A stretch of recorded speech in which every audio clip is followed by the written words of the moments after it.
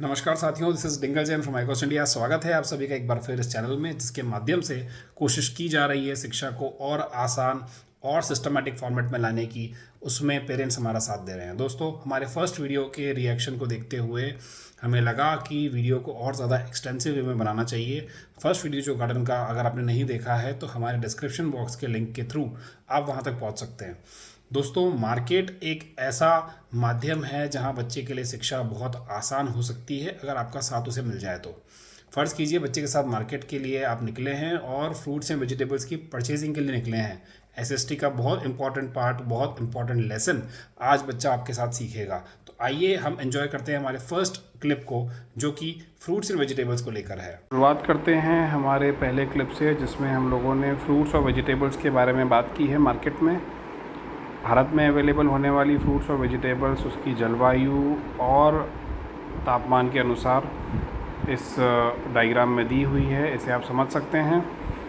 इसके बाद बात करते हैं हम लोग प्रोडक्शन, डिस्ट्रीब्यूशन और कंजम्पशन की, जो बच्चे को समझाना काफ़ी ज़रूरी है। किस तरह से आपके पास प्रोडक्शन होता है, कैसे डिस्ट्रीब्यूशन होता है और किस तरीके से ये सभी चीज़ें मार्केट में कंज्यूम होती है।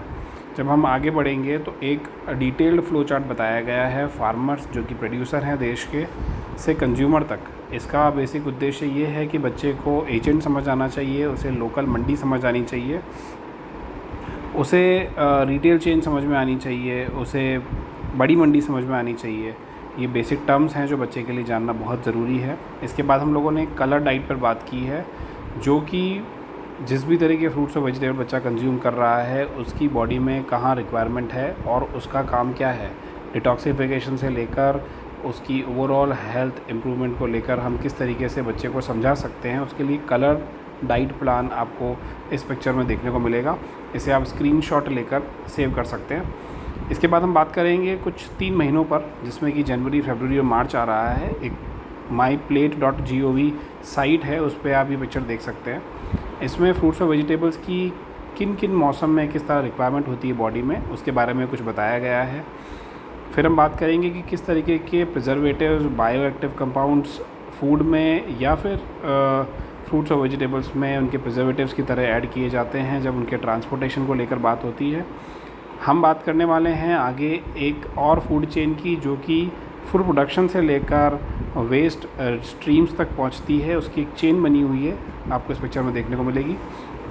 इसके बाद हम लोग फील्ड वर्क से लेकर फ्रूट्स और वेजिटेबल जब तक हमारे घरों तक पहुंचती है, हम उसके ऊपर बात कर रहे हैं, समझ रहे हैं, कोशिश कर रहे हैं कि फार्मर्स मार्केट को अच्छे से समझा पाएँ।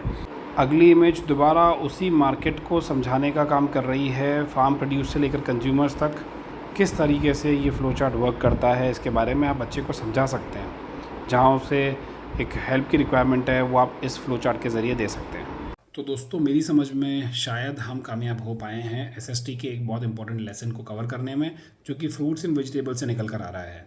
दोस्तों, हमारे सेकंड क्लिप के अंदर हम कोशिश कर रहे हैं होम डेकोर के कुछ आइटम्स को साथ में लेकर, उसके अलावा ज्वेलरी मेकिंग, ज्वेलरी डिज़ाइनिंग के एक इंपॉर्टेंट लेसन को लेकर। इससे बच्चे को मैथमेटिक्स सीखने में हेल्प मिलेगी। दोस्तों, आइए एंजॉय करते हैं हमारे आने वाले 2 क्लिप्स के फॉर्मेट को, जो कि होम डेकोर को लेकर है और ज्वेलरी मेकिंग को लेकर है। Thank you. अगला जो टॉपिक डिस्कस किया जा रहा है वो है होम डेकोर, जो कि हमारी शॉपिंग का एक बहुत बड़ा हिस्सा है। जब हम मार्केट में कोई परचेज़ करने जाते हैं तो हमारे दिमाग में एक साइट प्लान होता है। That site plan is what we are showing on this screen. इसमें कंपैरिजन होता है कि हमारे घर में जो स्पेस है उसको मैक्सिमम कैसे यूटिलाइज़ कर सकते हैं। बच्चे को उसे विजुअलाइज़ कराना बहुत इंपॉर्टेंट है। इसमें मैथमेटिक्स तो छुपी ही है, उसके साथ साथ में अगर बच्चा कलर का नॉलेज रखता है, या आप उसे कलर का नॉलेज देते हैं, या फिर फैब्रिक का नॉलेज देते हैं, मटेरियल का नॉलेज देते हैं, तो वो बच्चे के लिए हेल्पफुल होगा, जो घर में लगाया जाना चाहिए। इसमें 2 अलग अलग तरीके के साइट प्लान को कंपेयर किया हुआ है कि जहाँ मैक्सिमम यूटिलाइजेशन स्पेस का नज़र आए। दोस्तों, हमें बच्चे को यही बताना है कि जब हम कंपैरिजन करते हैं किसी चीज़ को लेकर, तो कंपैरिजन हमारा इंटीरियर डिज़ाइन में या होम डेकोर में मैक्सिमम स्पेस यूटिलाइजेशन को लेकर होना चाहिए। यहाँ हम लोगों ने एक इमेज दी है जिसमें एक होम डेकोर दिखाया गया है, जो कि किसी पर्टिकुलर वुडन मटेरियल से बना हुआ है। तो बच्चे को वुडन मटेरियल बताना होगा। इसमें शेप्स अलग अलग हो सकते हैं, बट मटेरियल वुडन यूज़ होता है घर में, ये बताना है। दूसरा जो इमेज आपको दिखाया गया है उसमें हम लोगों ने एक मेटल यूज़ किया है, बट उससे जो डिज़ाइन रेडी हुआ है वो थोड़ा सा परमानेंट बेसिस पर तैयार किया गया है। ये आप बच्चे को समझा सकते हैं कि इसमें और क्या क्या मॉडिफिकेशंस किए जा सकते हैं। थर्ड मटेरियल जो आपको बताया जा रहा है वो कोई क्ले फॉर्मेट के अंदर हो सकता है, बिकॉज़ ये एक बहुत ज़्यादा परमानेंट मटेरियल नहीं है, इसको डिसमेंटल किया जा सकता है, दोबारा बनाया जा सकता है। तो ये इसकी यूटिलिटी आप बच्चे को बता सकते हैं, क्योंकि इसका भी कहीं ना कहीं यूज़ है। और एक इमेज आपके सामने है जिसमें कि अलग अलग डिज़ाइंस को हम लोगों ने रेप्लिकेट करके दिखाया है कि कौन सी चीज़ कहाँ पर रखी जाए तो उसका यूटिलाइजेशन बहुत हद तक बच्चे को समझ में आने लायक होगा। यहाँ आप कॉस्ट के ऊपर भी बात कर सकते हैं। यहाँ पर दोस्तों बच्चे को एक ज्वेलरी शॉप पर ले जाया गया है, वहाँ अलग अलग शेप्स के बारे में बताया गया है, जैसे कि ट्रायंगुलर, रेक्टेंगुलर, सर्कुलर, इन शेप्स से बच्चे को अवगत कराया जा रहा है। और जब हम लोग किसी ज्वेलरी शॉप पर जाते हैं तो हमें इन तरह के डिज़ाइंस भी सामने नज़र आते हैं, जिसके बारे में बच्चा पूछता है और बताना बड़ा आसान होता है, बिकॉज़ वो शेप बच्चा सामने देख पा रहा है। वो हेक्सागोनल है, वो सेमी सर्कुलर है या फुल सर्कल है। और किसी शेप के अंदर अगर हम बात करेंगे तो जैसे स्टोन है, ये स्टोन्स दिखाए हुए हैं, इनमें अलग अलग शेप्स हैं, इन शेप्स के बारे में बच्चे को इजीली बताया जा सकता है।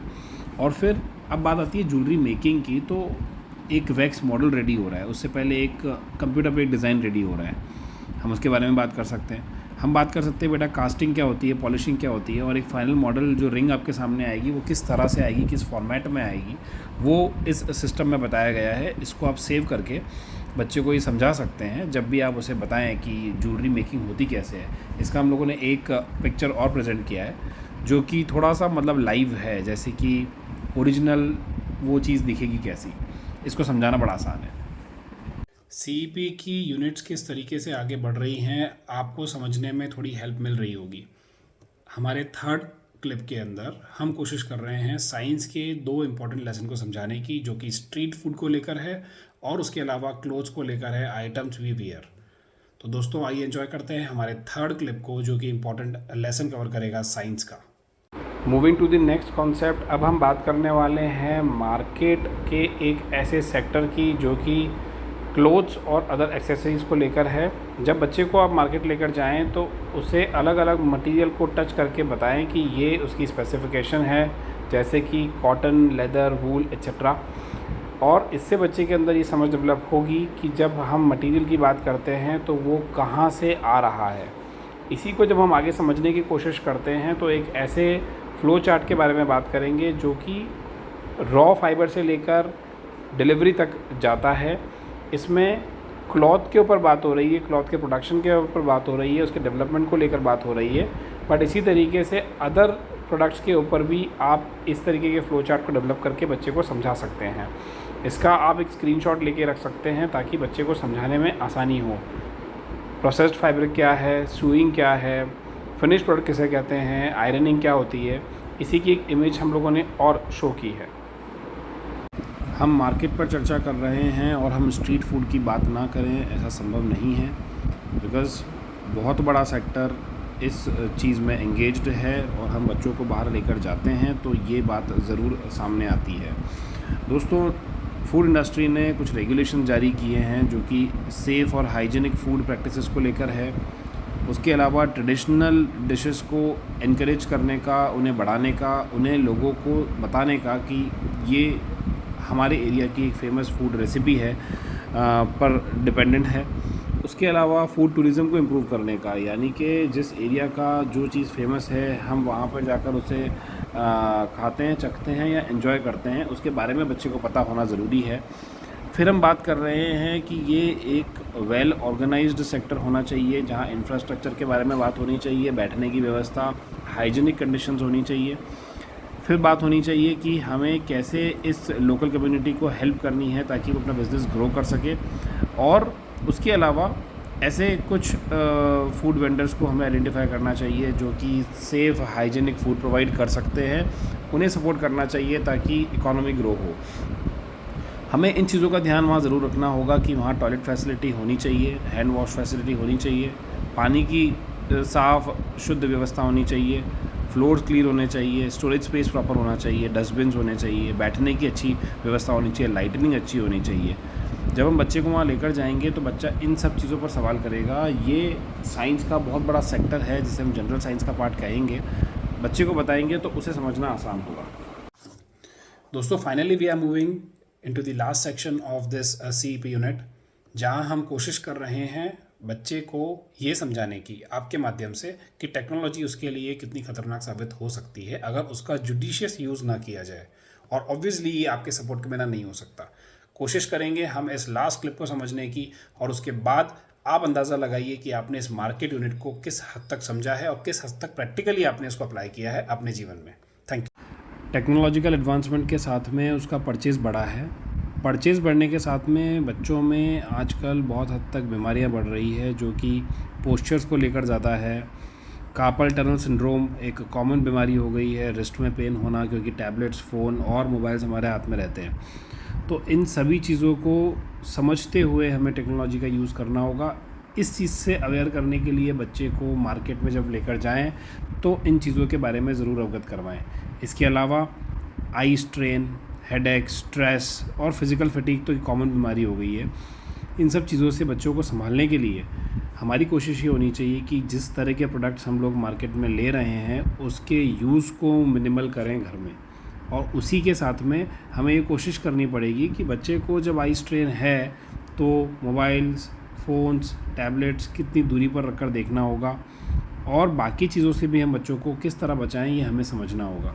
और यहाँ केवल ऐसा नहीं है टेक्नोलॉजी के एडवांसमेंट की वजह से सिर्फ नुकसान हुआ है, इससे काफ़ी हद तक फ़ायदे देखने को भी मिले हैं। क्रॉस मोटर डेवलपमेंट बच्चे का अच्छा हो रहा है, कॉग्निटिव एबिलिटीज़ उसकी बढ़ रही है, टीचर्स को काफ़ी हद तक हेल्प मिल रही है बच्चों को सिखाने में ना मोर एन्जॉयबल मैनर।